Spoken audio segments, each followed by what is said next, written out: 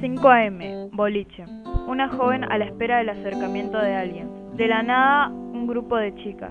Che, mirá, esa rubia parece que está sola, ¿no? Sí, está buena, Vamos con ella. Hola, ¿aceptás un trago? Sí, dale, gracias por la compañía. 5 horas después.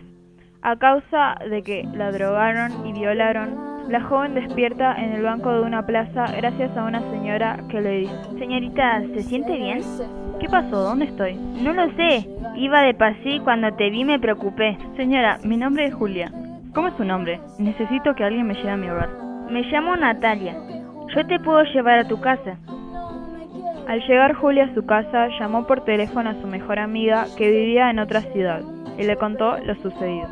Amiga, la próxima vez no confíes en cualquiera. Hay muchas enfermedades a causa de transmisión sexual como el SIDA o el cáncer de útero, incluso embarazos no deseados.